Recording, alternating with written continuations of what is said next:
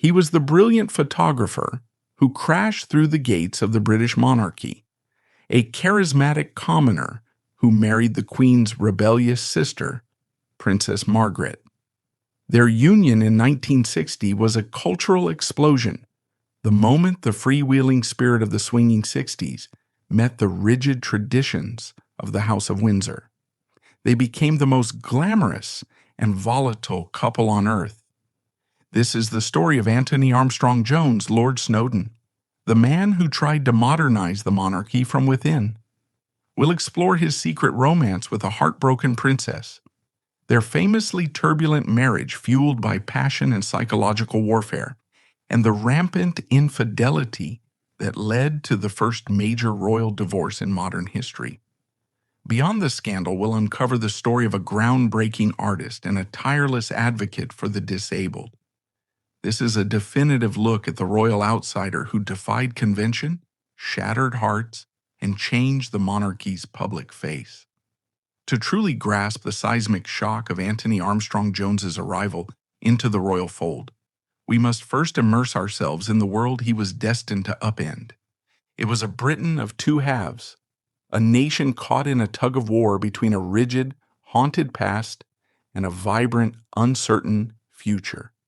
The late 1950s was not merely a date on a calendar.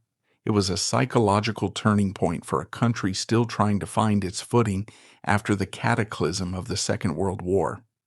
The shadow of the war was long and deep.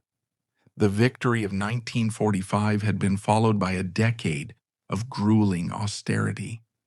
The Britain of the early 1950s was a landscape of gray uniformity. Bomb sites still gaped like open wounds in the centers of major cities, grim memorials to the Blitz. Food rationing, a daily reminder of scarcity and control, unbelievably continued until 1954, nearly a decade after the fighting had stopped. There was a palpable sense of collective exhaustion, a society bound by the shared trauma of conflict and the subsequent hardship. The spirit was one of making do, of keeping a stiff upper lip, of valuing duty and sacrifice above personal expression. The ruling class, the establishment, seemed as permanent and unshakable as the stone buildings of Whitehall. It was a world governed by old boy networks forged in the exclusive public schools of Eton and Harrow, and the ancient universities of Oxford and Cambridge. Power was inherited, not earned. Accents and surnames were destiny.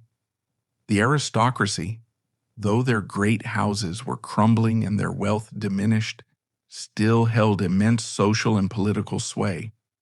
This was the world that produced prime ministers, bishops, and generals, a world that operated on unspoken codes of conduct and an unwavering belief in its own right to rule. At the apex of this pyramid stood the monarchy. The death of King George VI in 1952 and the ascension of his young daughter, Elizabeth II, was a moment of profound national significance. Her coronation in 1953 was a spectacular pageant, a globally televised event that felt like a deliberate turning of the page. It was a moment of renewal, a promise of a new Elizabethan age. For many, the young queen represented stability, grace, and an unbroken link to a glorious past. The outpouring of public devotion was immense, a powerful display of deference and loyalty to the crown. The monarchy was the ultimate symbol of the old order, traditional, dutiful, and reassuringly predictable. But beneath this placid surface of deference, the tectonic plates of British society were beginning to shift. A new generation was coming of age, one that had no memory of the pre-war world and was growing impatient with the drabness and conformity of their parents' lives. The foundations of the old order were being chipped away, not by a single dramatic event, but by 1,000 small acts of cultural rebellion. In 1956, the Suez Crisis dealt a fatal blow to Britain's self-image as a global superpower, exposing its diminished status on the world stage and causing a crisis of confidence in its political leadership. In that same year, the Royal Court Theatre staged John Osborne's play Look Back in Anger. Its protagonist, Jimmy Porter, was a blistering, eloquent, and furious voice of a new generation. He railed against the class system, the stuffy establishment, and the suffocating mediocrity of post-war life. The play was a sensation, giving a name to a new cultural movement, the angry young men. They were writers and artists from working class or lower middle class backgrounds who refused to stay in their designated boxes. Challenging the literary and social conventions of the day, this cultural rebellion was happening on the streets too. The arrival of rock and roll from America was a shot of pure adrenaline into the veins of British youth. The sharp suits and rebellious swagger of the Teddy Boys, the first distinct youth subculture, horrified their elders. The coffee bars of Soho were buzzing with new ideas, new music, and a new, more liberal attitude towards life and love. The first whispers of the sexual revolution were in the air. This was a generation that didn't want to make do. They wanted to live, to experience, to create. It was into this deeply divided Britain that Princess Margaret existed, a woman who was a paradox in herself. Born to the purple, she was a product of the very peak of the establishment. Yet her temperament was that of a modern, rebellious artist. She was witty, glamorous, and possessed a star quality that often outshone her more reserved sister, the Queen. She smoked with a long cigarette holder, drank whiskey, and adored the company of actors, musicians, and writers. She was a royal who was drawn, like a moth to a flame, to the vibrant, creative world that was bubbling up outside the palace gates. Her life had already been defined by the clash between personal desire and royal duty. In the early 1950s, she had fallen deeply in love with Group Captain Peter Townsend, a decorated RAF war hero who was not only 16 years her senior, but more damningly, a divorcee. For the head of the Church of England, the Queen, to permit her sister to marry a divorced man whose ex-wife was still living was constitutionally and religiously unthinkable. The government, led by Winston Churchill, and the royal court made it clear that if Margaret insisted on the marriage, she would have to renounce her royal title, her income, and her place in the line of succession. She would have to choose between love and her birthright. The affair became a national obsession, a real-life fairy tale drama. The public was overwhelmingly on Margaret's side, seeing her as a victim of an archaic and heartless system. The pressure on her was immense. Finally, in 1955, she capitulated. In a deeply poignant public statement, she announced, "I would like it to be known that I have decided not to marry Group Captain Peter Townsend. Mindful of the Church's teaching that Christian marriage is indissoluble and conscious of my duty to the Commonwealth, I have resolved to put these considerations before others." The decision was a personal tragedy, from which she arguably never fully recovered. It left her heartbroken, cynical, and with a deep-seated resentment toward the very system she had chosen to uphold. She threw herself into a frantic social life, a whirlwind of parties and fleeting romances, searching for an escape from her gilded cage. She was a princess desperate for love, but wary of the stuffy, chinless aristocrats presented to her as suitable husbands. She was yearning for something and someone completely different. This, then, was the stage, an establishment clinging to the past, a culture hurtling toward the future, and a heartbroken princess caught in the middle, a symbol of the monarchy's struggle to reconcile its ancient duties with the desires of the modern world. It was a stage perfectly set for the entrance of a charismatic photographer from Belgravia, a man who understood nothing of royal protocol, but everything about art, ambition, and the changing face of Britain. Antony Charles Robert Armstrong Jones was born into a world of privilege, but not of peace. His father, Ronald Armstrong Jones, was a successful Welsh barrister, a Queen's Counsel. His mother, Anne Messel, was a society beauty from a family of talented creatives. Her brother was the celebrated stage designer Oliver Messel. They were well-connected, wealthy, and lived a comfortable life in the heart of London. Yet, behind the elegant facade of their family home, the marriage was deeply unhappy. When Tony was just 5 years old, his parents divorced, a relatively scandalous event for their social set in the 1930s. The divorce fractured his childhood. He and his older sister Susan were shuffled between their parents' new homes. His mother soon remarried, becoming Anne, Countess of Ross, and moved to the magnificent Wimmersley Park in Yorkshire and the Grand Burr Castle in Ireland.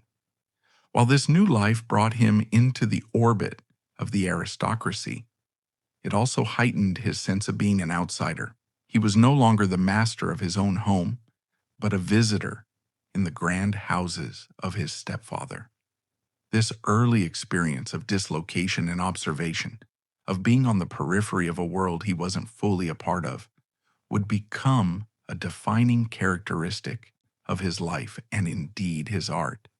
He learned to watch, to notice the small details of human interaction, a skill that would make him a brilliant photographer. A far more profound and terrifying dislocation was to come. In 1946, at the age of 16, while attending the prestigious Eton College, Tony contracted poliomyelitis.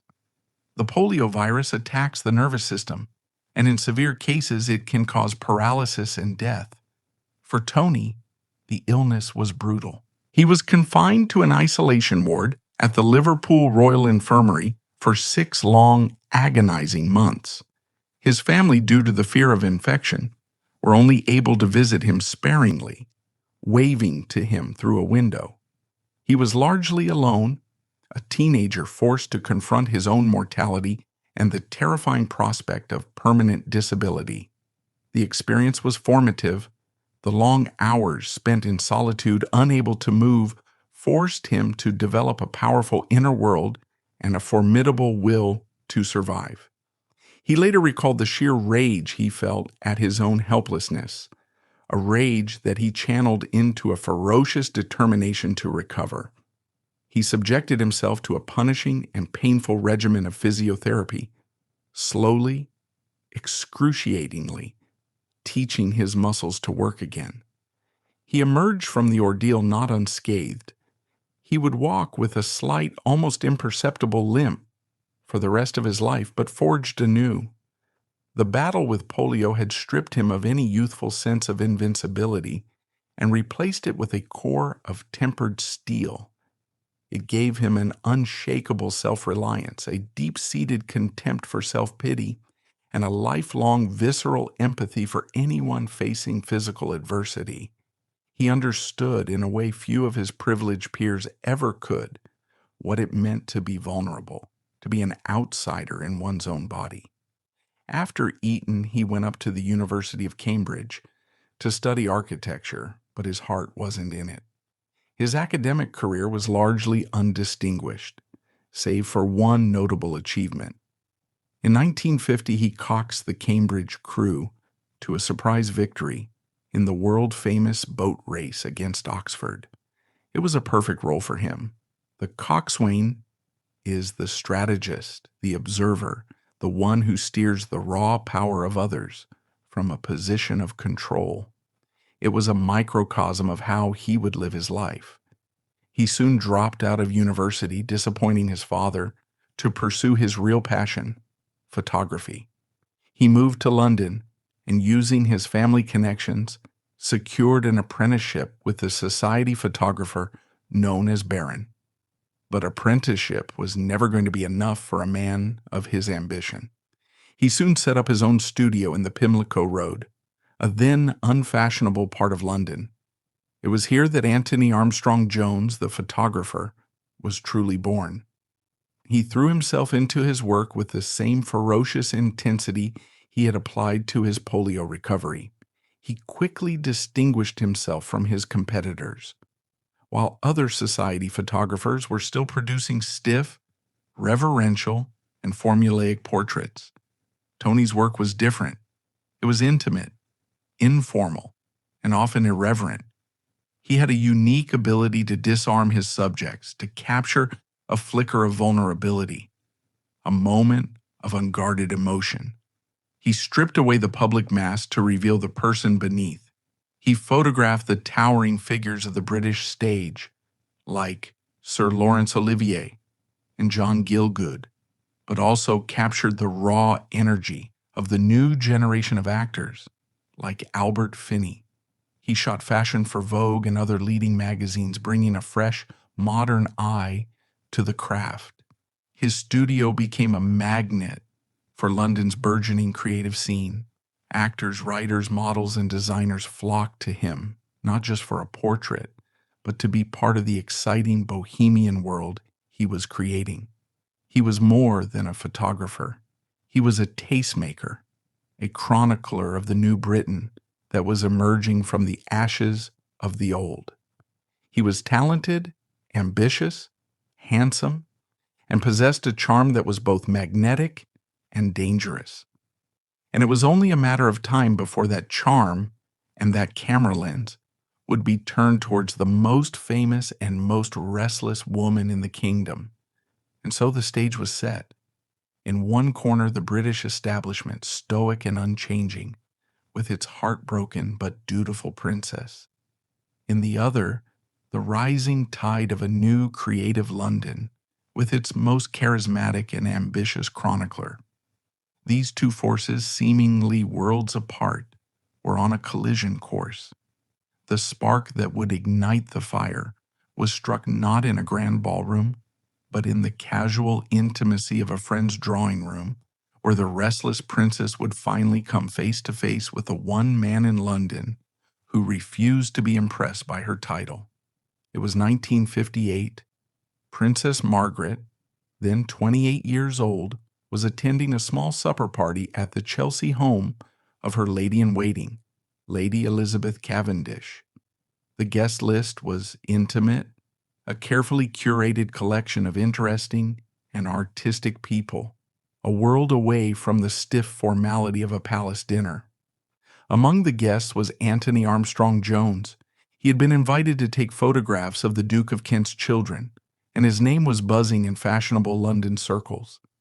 Margaret, of course, was the guest of honor. Still nursing the wounds of the Peter Townsend affair, she had cultivated a public persona of dazzling, almost brittle glamour. She was known for her sharp wit, her imperious manner, and a deep-seated melancholy that she masked with a whirlwind of social engagements. When she was introduced to Tony, something was different. Here was a man who did not bow and scrape. He did not treat her with the cloying reverential deference she had come to both expect and despise. He engaged her in conversation not as a princess, but as a woman. He was funny, quick-witted, and possessed an easy, almost insolent confidence. He challenged her opinions, he made her laugh, and he looked at her with the appraising, intense gaze of an artist, not the sycophantic stare of a courtier. For Margaret, who was tired of being a symbol, this was intoxicating. He saw her, not her title. A connection was sparked, a flicker of interest that would soon ignite into a clandestine and passionate romance. Their courtship was a masterpiece of secrecy, a world away from the chaperoned, publicly scrutinized romances of other royals. Their primary sanctuary was his studio at 23 Pimlico Road. This was not neutral ground. It was his kingdom. The studio was a reflection of the man himself, a chaotic yet curated space filled with the tools of his trade, cameras, lighting rigs, backdrops, and the scent of darkroom chemicals. Jazz music, not classical minuets, played on the record player.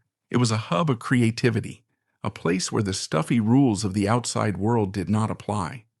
When Margaret visited, she would shed her royal persona at the door. Here, she was not Her Royal Highness. She was just a woman visiting a man she was falling for. He would cook for her, simple meals, a stark contrast to the multi-course banquets of palace life. They could talk for hours, uninhibited and unwatched.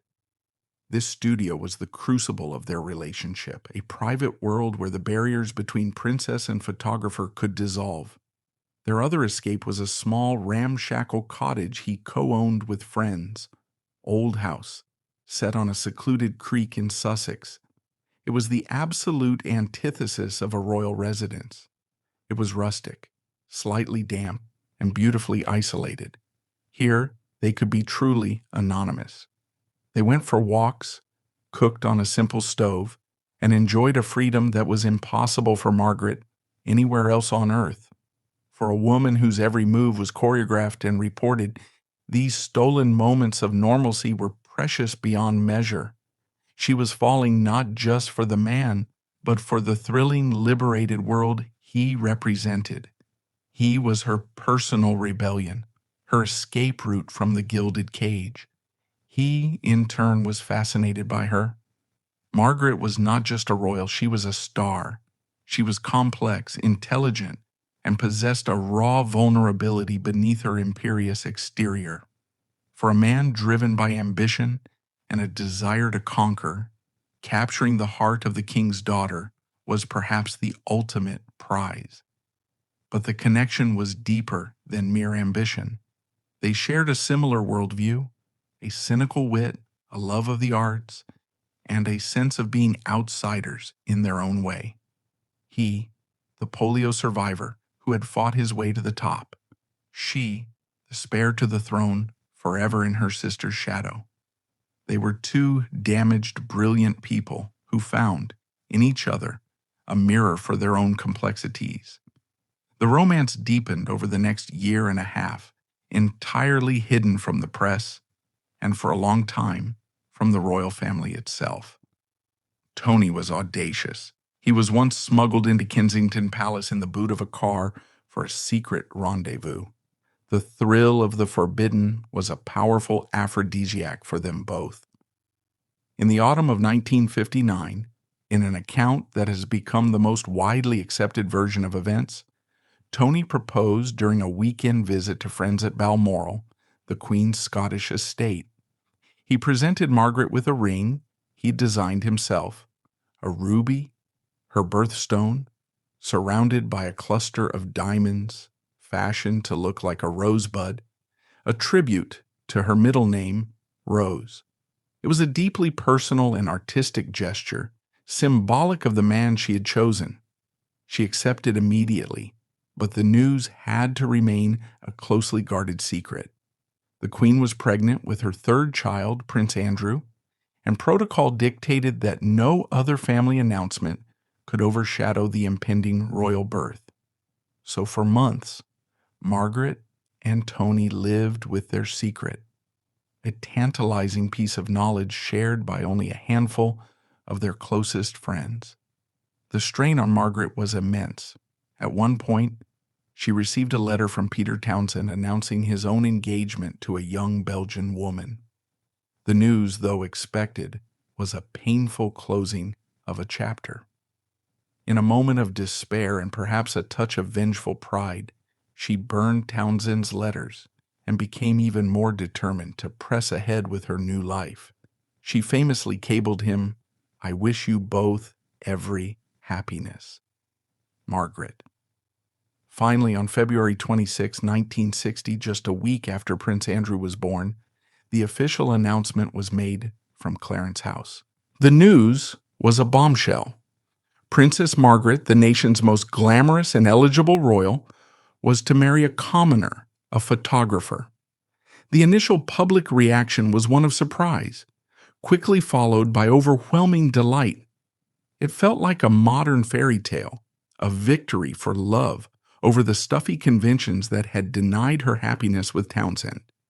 Here was a princess choosing not a foreign prince or a British duke, but a man of the people, a man with a job, It seemed to represent a monarchy that was finally, tentatively, stepping into the modern age. Their wedding on May 6, 1960, was a spectacle of breathtaking proportions. Held at Westminster Abbey, it was the first royal wedding to be broadcast on television, and the world was transfixed. An estimated 300 million people watched the ceremony, captivated by the pomp and pageantry.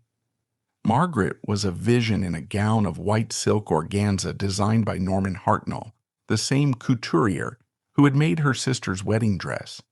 It was notable for its elegant simplicity, a deliberate choice to project a more modern image. Tony, handsome and impeccably dressed in a morning suit, looked every inch the dashing groom. The streets of London were lined with ecstatic crowds, cheering the couple as they passed in a glass coach. Yet beneath the surface of this joyous national celebration, there were signs of the establishment's unease. While the Queen Mother was visibly delighted for her daughter, many others in the royal court were privately aghast. The idea of a tradesman, as they dismissively called him, marrying into the immediate royal family was deeply unsettling. This disapproval was reflected on the international stage. In a pointed snub, almost all the senior members of the great royal houses of Europe declined their invitations. They would not bear witness to a princess marrying down in such a flagrant manner. The wedding was a triumph of love and public relations, but it was also an act of defiance, a wedding that drew a clear line between the old guard and the new.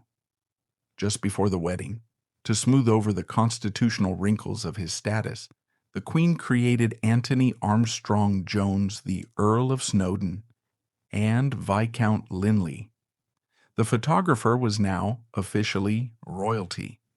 Their honeymoon was a cruise of nearly 6 weeks through the Caribbean on the royal yacht Britannia, a lavish and romantic escape.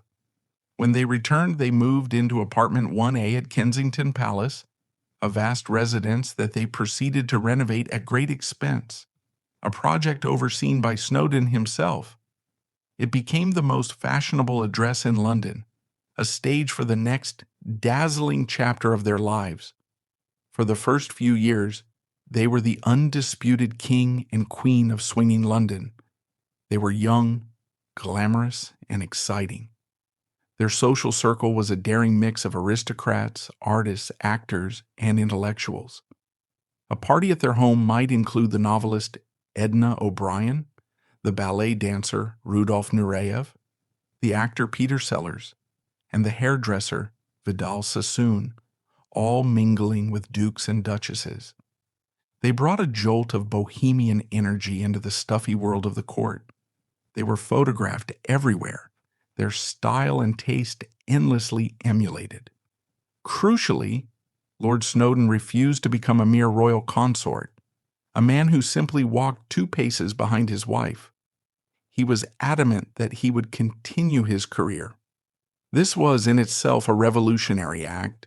He secured a prestigious position as an artistic advisor and photographer for the Sunday Times magazine, a role he would hold for decades. His work was not a hobby. It was a serious, demanding profession. He traveled the world on assignment, producing powerful and influential photo essays on subjects ranging from mental health to old age. In 1968, he produced and directed his first television documentary, Don't Count the Candles, a poignant and unsentimental look at the process of aging. It was a critical success, winning an Emmy and solidifying his reputation as a serious artist in his own right. He also poured his formidable creative energy into design. His most famous project, the aviary at the London Zoo, which he co-designed, was a masterpiece of modernist architecture. A vast tent-like structure of aluminum and steel mesh, it allowed birds to fly freely and visitors to walk among them. It was a symbolic statement. He was a cage breaker, both literally and figuratively. His advocacy, born from his own experience with polio, also began to take shape. He took a keen interest in design for people with disabilities, working on projects for mobility chairs and accessible buildings. This was not glamorous work, but it was deeply meaningful to him, a quiet and substantive contribution that stood in stark contrast to the increasingly frivolous and dramatic nature of his marriage. For as the 1960s progressed, the glittering facade of the golden couple began to crack, revealing the dark and complex reality beneath. The very qualities that had drawn them together, their fierce independence, their sharp intellects, and their rebellious spirits, soon became the weapons they used against each other. The private world of Princess Margaret and Lord Snowdon was a landscape of dizzying emotional extremes. The passion that had defined their secret courtship did not simply fade away, it mutated, twisting into a volatile and destructive force that consumed their marriage.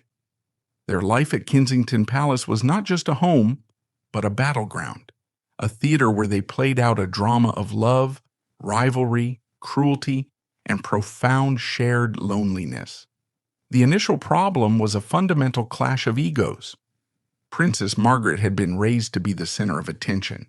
From birth, she was Her Royal Highness, a woman for whom doors were opened, heads were bowed, and deference was as natural as breathing. She expected to be the sun around which her husband orbited. But Lord Snowdon was a star in his own right, a man who had built his own success through sheer talent and willpower. He had no intention of being relegated to the role of a silent, smiling consort. He saw himself as her equal, if not her superior, in intellect and creativity, and he bristled at the rigid etiquette that demanded he play a secondary role. This tension manifested in endless small skirmishes that slowly eroded the foundations of their love. At public events, he was expected to walk a few paces behind her. At dinner parties, she expected conversation to cease when she began to speak. She would often pull rank, reminding him of his status relative to hers with a cutting remark.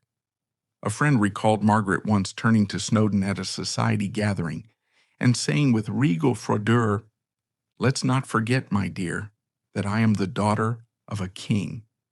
Such moments were designed to put him in his place, but they only fueled his resentment and his determination to assert his own dominance in other, more insidious ways. Snowdon's weapon of choice was his wit.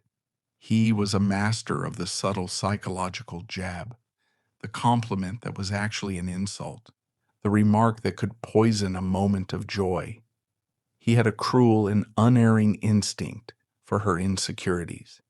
He knew she was sensitive about her height and her weight, and he would make casual, cutting remarks about her being dumpy or needing to watch what she ate, often disguised as a joke in front of their friends.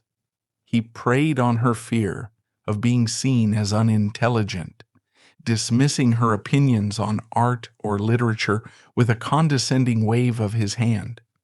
His cruelty could be astonishingly inventive. The most infamous examples were the nasty little notes he would leave for her. A biographer recounts the story of him slipping a piece of paper into a book she was reading.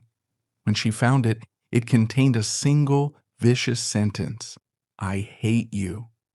He compiled lists of her faults, which he would sometimes leave on her desk. One such list was titled 24 Reasons Why I Hate You. These were not acts of anger committed in the heat of an argument. They were premeditated acts of psychological torture, designed to undermine her confidence and assert his control.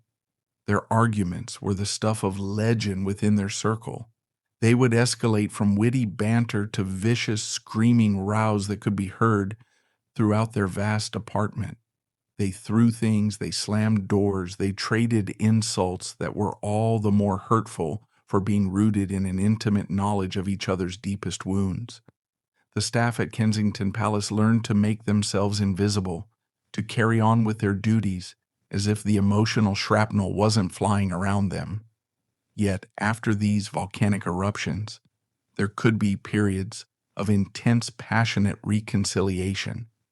Their connection was a powerful addiction for them both, a cycle of destruction and reunion that they seemed unable or unwilling to break. This toxic dynamic was exacerbated by their lifestyle. Their world was one of heavy drinking and chain smoking, of late nights and endless parties. The glamour that so captivated the public was in reality a frantic and exhausting performance. They were surrounded by a court of witty, often sycophantic, friends who acted as an audience for their marital drama. They would compete for the best lines at dinner, sometimes turning on each other to score a point and win a laugh from the crowd. A friend once described them as two razors in a velvet box, perfectly matched in their ability to dazzle and to wound. Both Margaret and Snowdon were profoundly lonely people, and their marriage, instead of alleviating that loneliness, seemed to amplify it. Margaret, forever the spare, felt increasingly sidelined as her sister's family grew and her own official role diminished. Snowdon, the commoner in the palace, never truly felt he belonged, forever an observer looking in. They were two isolated figures, trapped together in a magnificent apartment, unable to give each other the simple comfort and validation they both desperately craved. It was this deep, shared unhappiness that would ultimately drive them to seek solace, attention, and affection in the arms of other people, turning their private war into a very public scandal. The constant emotional warfare within the walls of apartment 1A created a vacuum that glamour and public duties could no longer fill. A marriage built on rebellion had become its own kind of prison, and both Margaret and Snowdon, in their separate ways, began to search for an escape. The psychological wounds they inflicted on each other were invisible to the public, but the actions they took to soothe those wounds would soon become glaringly visible. Their shared unhappiness became the catalyst for a series of betrayals that would not only doom their marriage, but would drag the monarchy into a scandalous new era of public scrutiny. The glamorous modern image that Princess Margaret and Lord Snowdon projected to the world was a masterful piece of theater. But by the mid-1960s, the performance was becoming impossible to sustain. The private psychological battles, the witty cruelties, and the profound emotional disconnect began to spill out from behind the closed doors of Kensington Palace, manifesting in a pattern of infidelity that would ultimately detonate their marriage and create a scandal of unprecedented proportions for the modern royal family. This was not a simple story of a marriage failing. It was a complex web of betrayal, desire, and public outrage that forced a reckoning with the monarchy's carefully guarded image of moral propriety. The infidelities began with Snowdon. His work as a photographer provided him with the perfect trinity of motive, means, and opportunity. He traveled constantly, his world populated by beautiful models, charismatic actresses, and the free-thinking individuals of London's artistic set. It was a world that operated on a far more liberal moral code than that of the royal court. For a man who felt increasingly stifled by the rigid protocols of his royal life and wounded by his wife's imperious behavior, these extramarital liaisons were an assertion of his freedom, a validation of his own desirability outside the shadow of the crown. His affairs were not typically one-night stands. He was a man who craved connection, albeit on his own terms. For nearly 2 decades, he maintained a deep and significant relationship with Lady Jacqueline Rufus Isaacs, the daughter of the Marquis of Reading. Their affair was an open secret within their circle, a parallel partnership that offered him an intellectual and emotional companionship he claimed he no longer found with Margaret. There were others, countless others, woven into the fabric of his professional and social life. His charm was a powerful currency, and he spent it freely. However, the most shocking and revealing of all his betrayals predated his marriage and continued through its earliest days, a secret he would keep for over 40 years. It was a deception that struck at the very heart of his public image as the dashing groom in a fairy tale wedding. Before and during his secret courtship with Princess Margaret, Snowdon was involved in an intense affair with Camilla Fry, the wife of his best friend and mentor, Jeremy Fry. In the spring of 1960, just as the nation was preparing for the magnificent royal wedding, Camilla gave birth to a daughter, Polly. She and Jeremy raised Polly as their own, and for decades, Polly had no reason to doubt her parentage. The truth remained buried, a testament to Snowdon's remarkable capacity for compartmentalization and the silent complicity of his aristocratic circle. It wasn't until 2004, long after the marriage to Margaret was over, that Polly, driven by her own suspicions, arranged for a DNA test. The result was unequivocal. Lord Snowdon was her biological father. The timeline was devastating. She had been born on May 28, 1960, just 3 weeks after Snowdon had stood at the altar in Westminster Abbey, exchanging sacred vows with the sister of the Queen. The revelation was a posthumous detonation, recasting the entire narrative of his royal romance. It wasn't just a story of a modern man falling for a princess. It was a story underscored by a profound and calculated deception. It painted a picture of a man leading multiple concurrent lives, a man whose charm masked a core of chillingly detached self-interest. The fairy tale, it turned out, had been built on a foundation of lies. While Snowdon sought escape in a series of sophisticated clandestine affairs, Margaret's unhappiness festered. By the early 1970s, she was a deeply lonely figure. The initial glamour of her marriage had faded, replaced by public arguments and long, cold silences. Her health was suffering from years of heavy smoking and drinking, and she felt increasingly irrelevant as the media's attention shifted to the younger generation of royals, like Princess Anne and the soon-to-arrive Diana Spencer. She was trapped in a failing marriage, her public duties felt stale, and she was desperate for warmth, affection, and a sense of escape. She found it in the most unlikely of places. In September 1973, Margaret was introduced to Roddy Llewellyn. He was a landscape gardener, a baronet's son with a gentle bohemian spirit, and, crucially, he was 17 years her junior. Their meeting at a house party in Edinburgh was electric. He was charming, attentive, and completely unbothered by her royal status. He treated her with a kindness and admiration that had long been absent from her life. For Margaret, then 43, Roddy was a rejuvenating force, a symbol of youth and uncomplicated joy. A passionate affair began, one that was far less discreet than Snowdon's. Their primary refuge was Mustique, a private island in the Grenadines that had been gifted to Margaret as a wedding present. Here, she had built a villa, Les Jolies Eaux, a sanctuary where she could finally let her guard down. The Mustique community was a hedonistic collection of wealthy socialites and rock stars, like Mick Jagger, who valued privacy and pleasure above all else. On this island paradise, Margaret could shed the stiff persona of a senior royal. She hosted lavish alcohol-fueled parties, sang by the piano, and lived a carefree life with Roddy, far from the disapproving glare of the British press and public.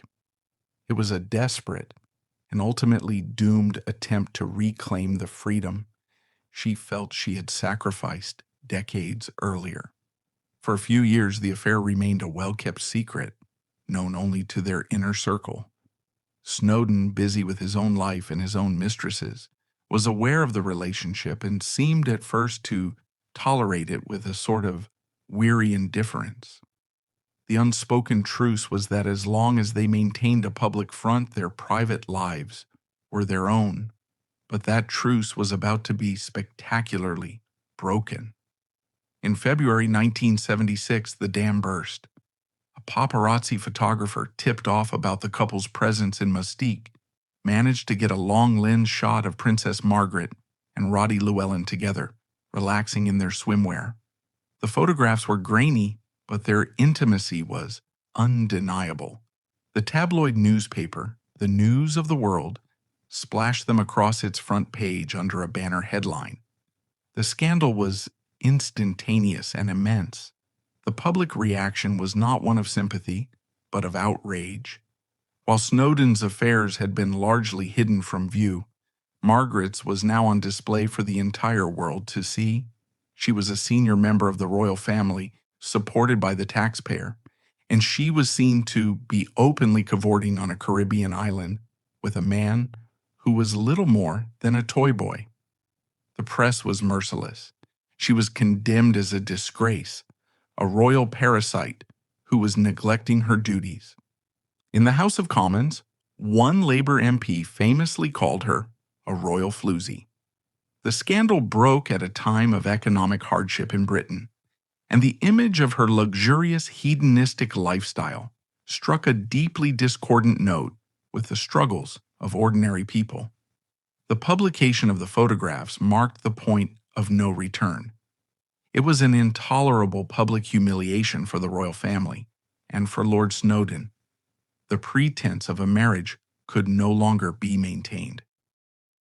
Just weeks after the scandal broke on March 19, 1976, Buckingham Palace issued a terse formal statement. Her Royal Highness the Princess Margaret, Countess of Snowdon, and the Earl of Snowdon have mutually agreed to live apart. The princess will carry out her public duties and functions unaccompanied by Lord Snowdon. There are no plans for divorce proceedings. This very public and messy collapse forces us to confront the central unresolved debate about Lord Snowdon's character and legacy. Who was the real man behind the camera? Was he, as his defenders would argue, a brilliant modernizing force who was ultimately broken by an impossible institution and a deeply difficult wife? This interpretation paints him as a victim of circumstance. He was a creative genius yoked to a life of stifling, repetitive royal duties. He tried to maintain his professional integrity, to contribute something of substance to the world through his art and his advocacy, but was constantly undermined by Margaret's insecurity and her demands for total attention. In this view, his affairs were not acts of cold-hearted betrayal, but desperate attempts to find the intellectual and emotional connection that his marriage so painfully lacked. He was a man ahead of his time, a meritocratic artist clashing with a feudal system, and the marriage was doomed from the start. His cruelty in this light is seen as a defense mechanism, the lashing out of a man who felt trapped and belittled. The opposing narrative, however, is far harsher. It portrays Lord Snowdon as a master manipulator, a cruel and calculating narcissist who was seduced by the allure of royal status. In this interpretation, his marriage to Margaret was the ultimate act of social climbing. He enjoyed the title, the palace apartment, the access to the highest echelons of power, but he held the actual duties of royalty in contempt. He used his royal connection to further his own career, all while systematically dismantling his wife's confidence with acts of breathtaking emotional cruelty. His serial infidelity, especially the profound deception surrounding his first child, is presented as evidence of a deep character flaw, a man incapable of genuine loyalty or empathy. This argument holds that he publicly humiliated the princess, and by extension, the monarchy, callously walking away from the marriage when it no longer served his interests, leaving a trail of emotional devastation in his wake. The truth is likely not a choice between these two extremes, but a complex and uncomfortable fusion of both. Lord Snowdon was not a simple character, and to paint him as either a pure villain or a tragic hero is to miss the point of his fascinating contradictory life.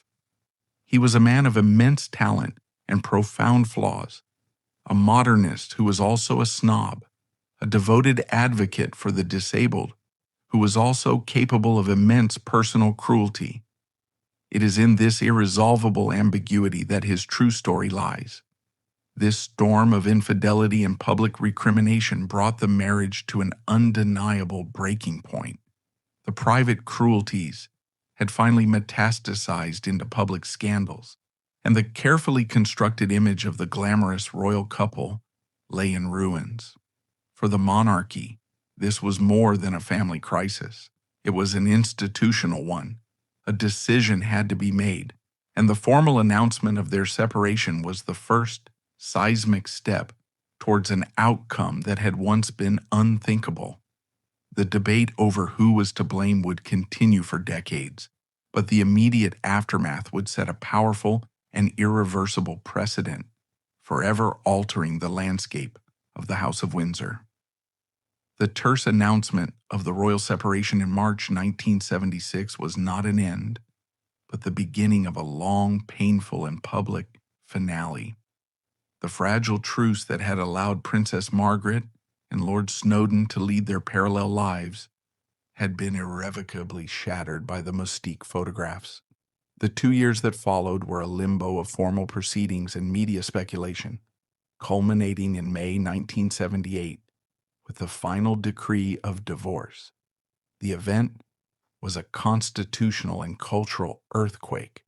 For the first time in over 400 years, since Henry VIII cast aside Catherine of Aragon to pursue Anne Boleyn, a senior member of the immediate royal family had been divorced. The significance of this cannot be overstated. For centuries, the Church of England, of which the monarch is the supreme governor, had preached the indissolubility of Christian marriage. The royal family was expected to be the ultimate embodiment of this ideal, a bastion of domestic stability and moral rectitude. The abdication of Edward VIII in 1936 over his desire to marry a divorcee had seared into the institutional memory the existential threat that marital instability could pose to the crown. Margaret's own sacrifice of Peter Townsend was a testament to the rigidity of this code. Her divorce, therefore, was not merely a personal matter. It was a public crack in the very foundation of the monarchy's moral authority. It signaled that the royals were, after all, as fallible and as human as their subjects. While shocking to traditionalists, it was also, paradoxically, a modernizing moment. It forced the institution, kicking and screaming, to acknowledge that the old certainties no longer applied. This painful precedent set by Margaret and Snowdon made the divorces of 3 of the Queen's own children, Charles, Anne, and Andrew, in the 1990s conceivable, transforming the public perception of the royal family forever. In the immediate aftermath of the divorce, Lord Snowdon did not retreat into the shadows. On the contrary, he moved swiftly to begin a new chapter. He was a creative genius yoked to a life of stifling, repetitive royal duties. He tried to maintain his professional integrity, to contribute something of substance to the world through his art and his advocacy, but was constantly undermined by Margaret's insecurity and her demands for total attention. In this view, his affairs were not acts of cold-hearted betrayal, but desperate attempts to find the intellectual and emotional connection that his marriage so painfully lacked.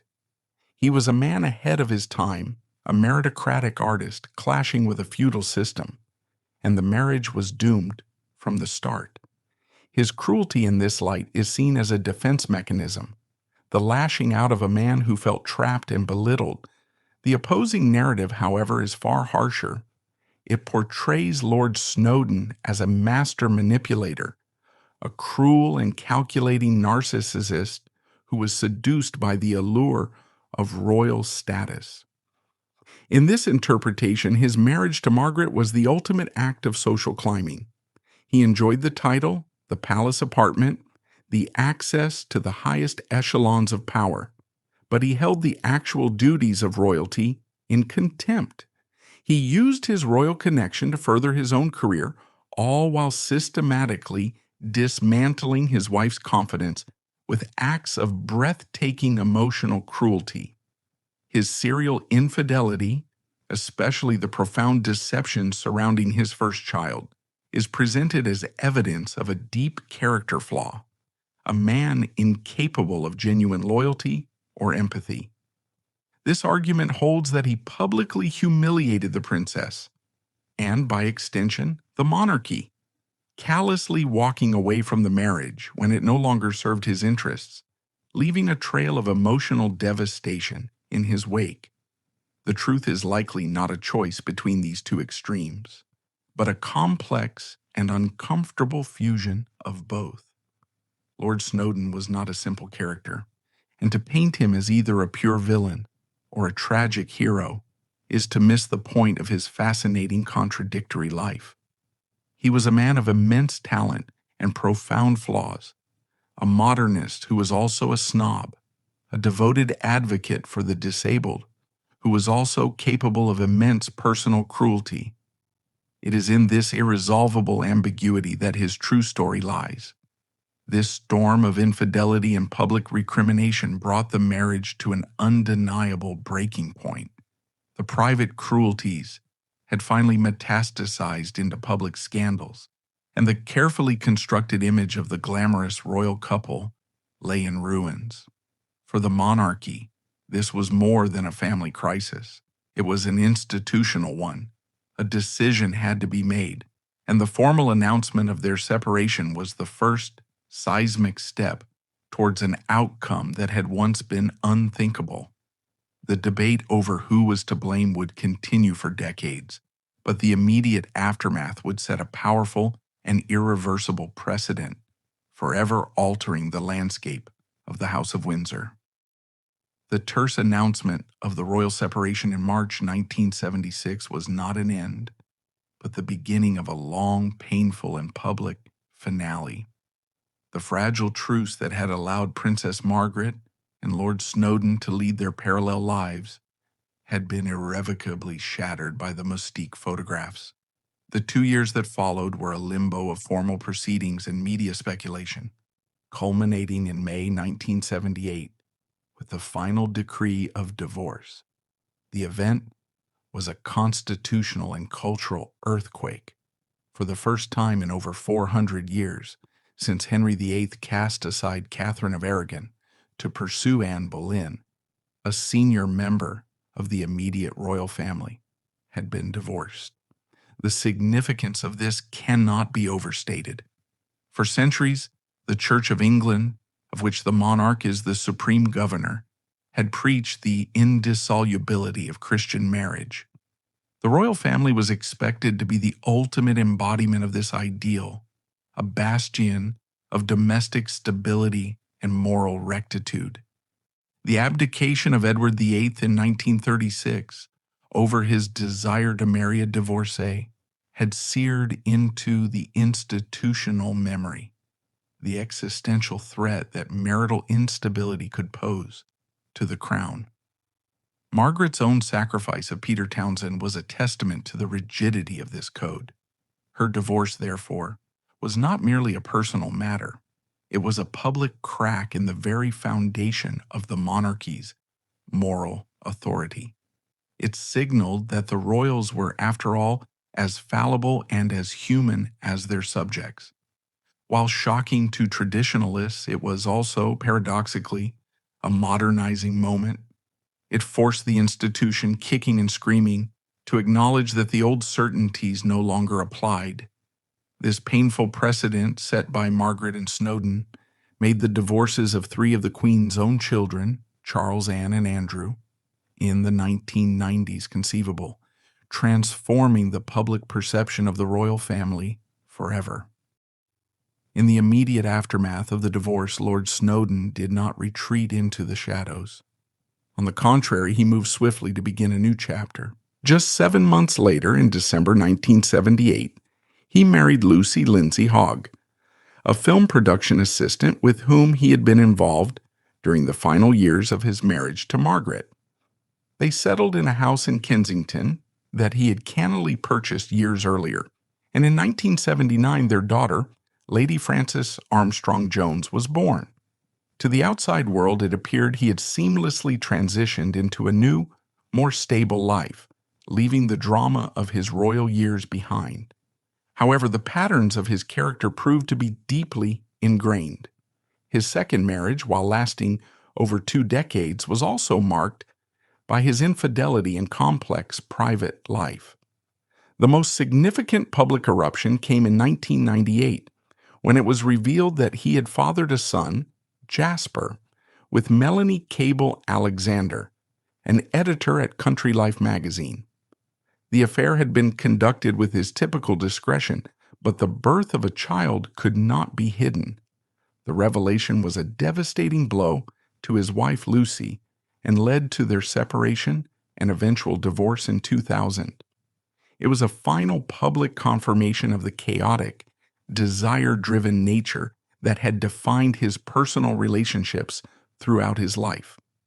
It demonstrated that his behavior within the royal marriage was not an aberration caused by its unique pressures, but a fundamental part of his being. Princess Margaret's life after the divorce followed a starkly different trajectory. It was a long, slow diminuendo, a gradual fading of the dazzling light that had once captivated the world. Her romance with Roddy Llewellyn continued for several more years, providing her with a measure of private happiness, but it eventually ended. She never remarried.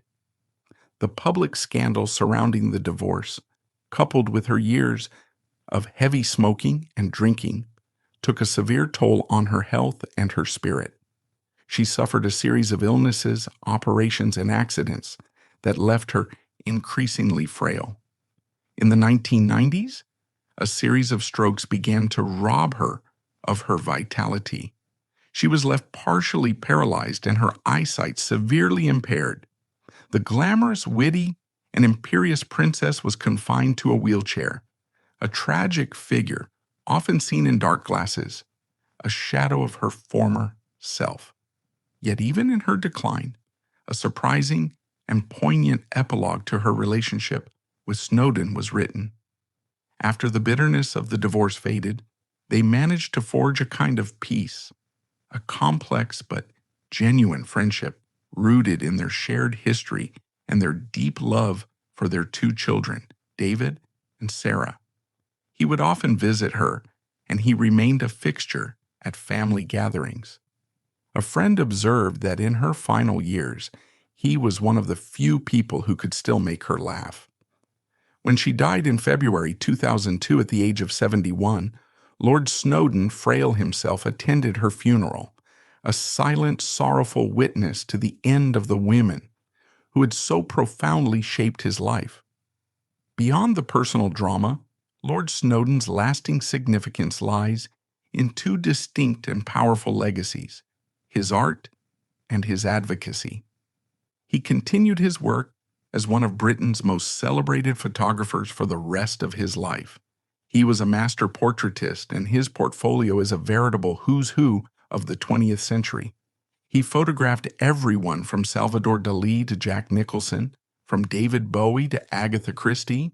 His royal connection gave him unprecedented access, but his eye was democratic. He was just as adept at capturing the grit and dignity of ordinary people in his photojournalistic essays.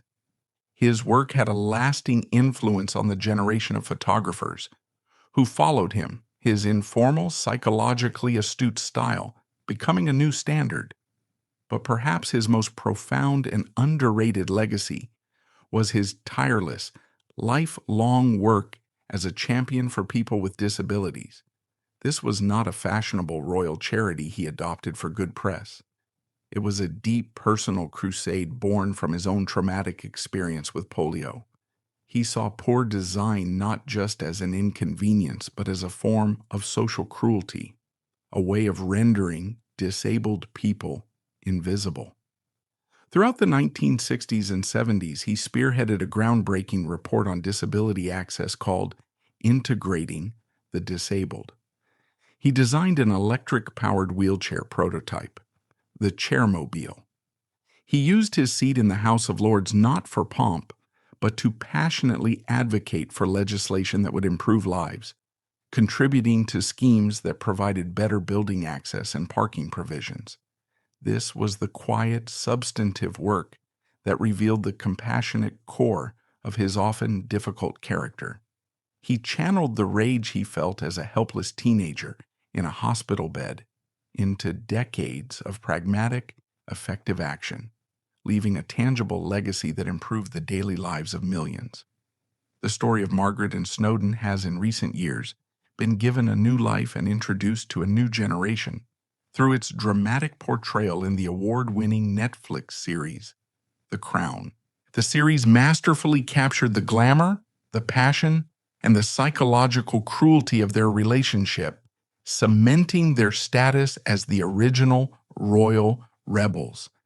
This has ensured that their story continues to resonate, serving as a key chapter in the ongoing public conversation about the nature of the monarchy, the conflict between duty and personal freedom, and the immense pressure placed on those born or married into the gilded cage. So, who was Lord Snowdon in the final analysis? He was a man of dazzling, almost impossible contradictions. He was the ultimate insider who never stopped feeling like an outsider. He was a brilliant artist who saw the world with profound clarity, yet his personal life was a chaotic blur of selfish desires. He was a champion of the vulnerable who was capable of inflicting deep emotional wounds on those closest to him. He was the modernist who dragged the monarchy forward and the saboteur whose actions damaged its reputation. His marriage to Princess Margaret was never just a romance, it was a cultural collision, a flashpoint where the rigid, deferential Britain of the past met the rebellious, creative Britain of the future. They were a perfectly matched and perfectly destructive pair. Their story serves as a powerful and cautionary tale about the corrosive nature of a life lived under the microscope of public scrutiny and the immense difficulty of reconciling personal ambition with the demands of an ancient institution. Antony Armstrong Jones, the boy who fought his way back from polio, spent his life breaking down barriers in design and photography, and most dramatically, in the royal family. He led a vital and often disruptive breath of fresh air into the fusty quarters of the palace. But his legacy is a complex one, a reminder that revolutionaries, for all the good they do, often leave a trail of wreckage in their wake. He was, until the very end, that clever, ambitious boy behind the camera, observing, creating, and always remaining just beyond his subject's grasp. A brilliant and beautiful enigma.